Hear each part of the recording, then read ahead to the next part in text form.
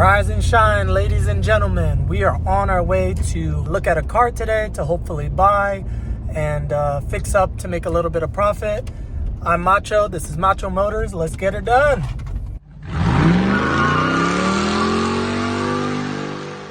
I saw the car yesterday. It looked pretty good condition minus a few things. We were negotiating price, but then it was getting a little late, so we had to call it a night. And now I'm back bright and early. It's 8 a.m. to hopefully finish the negotiation and then buy the car. So we got her all strapped up, ready to go. Super happy with it. This is the front wheel drive, so it shouldn't have an issue being towed like this. If anything explodes, I'll let you know. And now we are back home with the 2002 Toyota Highlander. Overall, not terrible shape. The hood has a lot of oxidation on it. So does the roof, pretty common. Headlight is very oxidized, so we'll have to give that headlight restoration. The previous owner just put in brand new tires all the way around.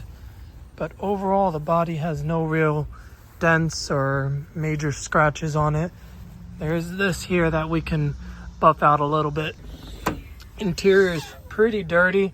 Trunk isn't too bad, but interior is pretty dirty because he had kids, and kids are going to kill every interior, especially cloth ones. So a deep cleaning of shampooing, vacuuming to help restore the seats are coming very soon. The car has 157,000 miles on it, and we got a pretty good deal on it because it has a cylinder 6 misfire, and when you start it up,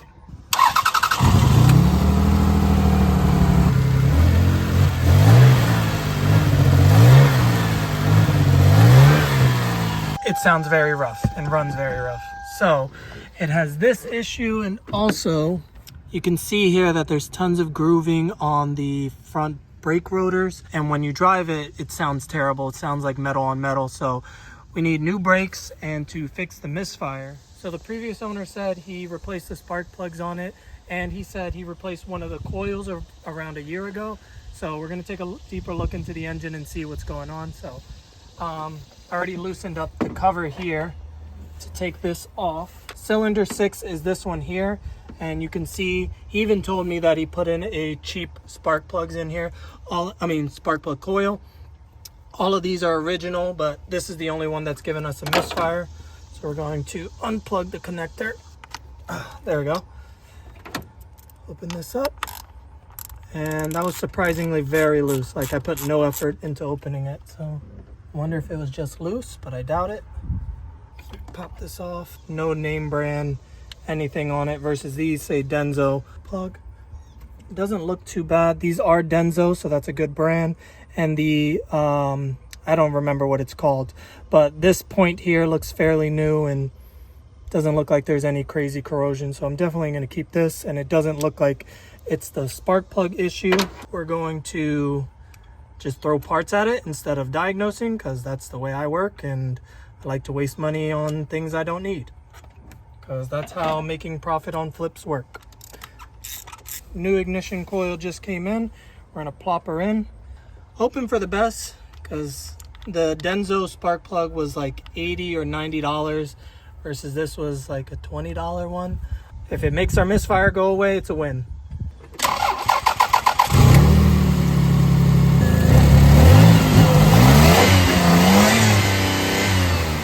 Let's take it for a test drive and see how that goes. So we're taking the Toyota on its first drive. I feel no misfires. That was a smooth shift. You can hear how bad these brakes are. Look, listen.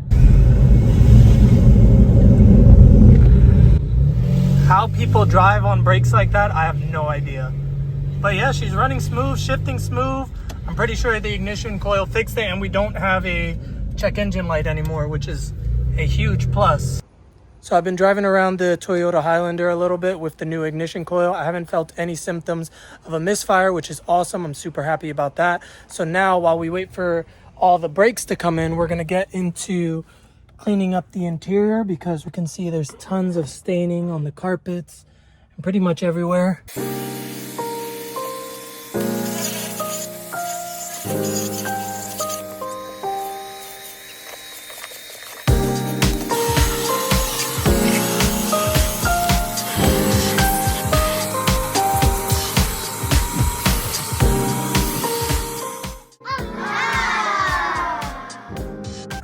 here's how the back turned out. Overall, not perfect, but way better than it was before.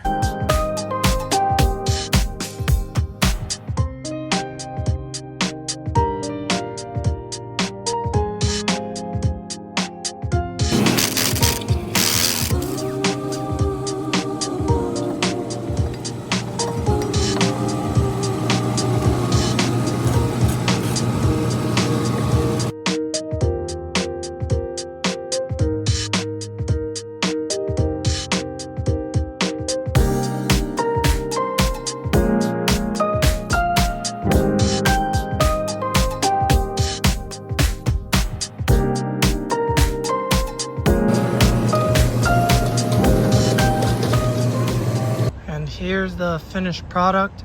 To be completely honest with you guys, I did not clean the exterior. I just didn't have time and have so many things to do today that I really didn't get into it. But interior, a lot of effort was put into it. Didn't come out perfect, but you got to think about the type of person that's going to own this. It's a family car or an off-roader or worker, so everything's going to get dirty all over again anyway. Just know that the effort was put in there so that way it looks a little bit better. But overall, brand new tires, the brand new brakes are in, no more screeching like before, and she's running beautifully, no check engine lights, no nothing. I got her up to 60 miles per hour and there's no shaking in the vibration or anything. So overall, she's ready to go. So obviously it's no longer summer. Fall has come, leaves have fallen, and it is now 4 months later with us still having the Toyota Highlander. The first thing that we need to do to get this sellable again is clean it, pressure wash it, get rid of all of this crud and leaves, and repolish these really faded headlights because we never did that. And I think that would be the next step to getting this ready for sale again. The worst thing that a car flipper can do is let a car sit, because it takes up money, it takes up space, and it loses the sense of urgency for people to buy a good deal or buy something that might be on sale. So unfortunately, we lost all of that. And honestly, it's all my fault. The number one thing you shouldn't do as a car flipper is hold a car for somebody, with or without a deposit. It doesn't matter.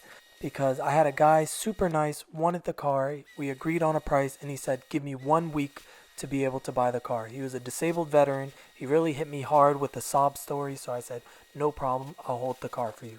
A week goes by, I call him, I say, hey, got the car ready, are you coming? He said, I'm sorry, I'm in the hospital, give me 1 more week. I gave him 1 more week, and then he completely ghosted me for some reason. That's one way to come down. So I tried to reach out to the other people that were interested, but they found another car. There was no urgency to buy this car anymore because it didn't seem like a good deal. I tried to repost it, but nobody was interested, so unfortunately it just sat for 4 months.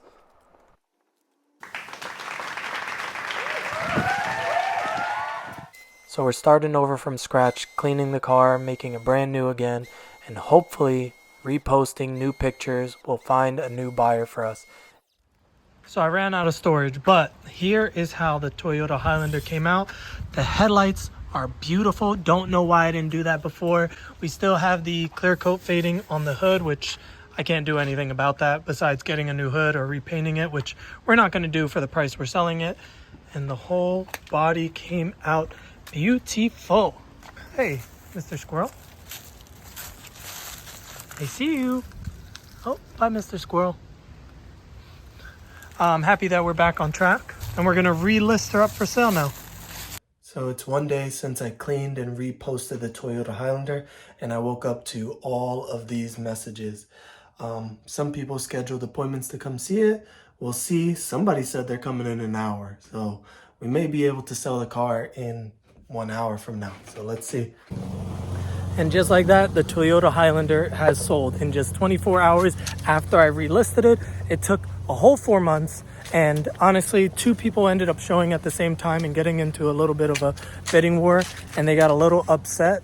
So I didn't explain this right, so completely ignore this man on the screen. But I had 2 appointments today.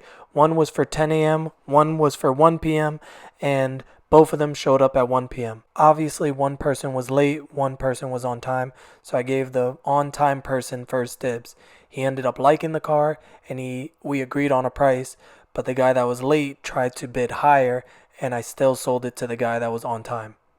Versus making a little bit of extra money and selling it to someone who wasn't even supposed to be there. So we got the car sold. So we are back with another price breakdown. This time I'm using a little mini mic. Gonna see how it turns out. If you like it, great. If not, I'll switch back over to the blue mic. Honestly, even though I sold the car, I was not happy with the sale. For some reason, while the guy came and test drove the car, a check engine light popped up for a catalytic converter. So at this point, I was just so done with the car. I really didn't even care what I sold it for. So let's get into some numbers. It's not going to be a great one, just a spoiler alert, but let's do it anyway. So we bought the car for $2,600. I bought ignition coils to get rid of the misfire, which did end up working, for $17. We bought brakes and rotors for it, which was $80. We listed it on everywhere to try to sell it at first. So for listing it in certain places, we had to pay a few fees, so that was $5. So all in, we had $2,702 for the car. We ended up selling the car for only $3,000, leaving our total profit of $298 for 4 months of holding a car. We only made $298. Compared to all these other flips, it's been crazy, $1,000, $2,000. So not all of them are going to be winners. So fortunately, this is one of those cases. We're going to take this as a learning experience. We will not let this one car ruin our spirits. We will get on another hot streak again. Honestly, at the end of the day, we still made profit. So a win is a win.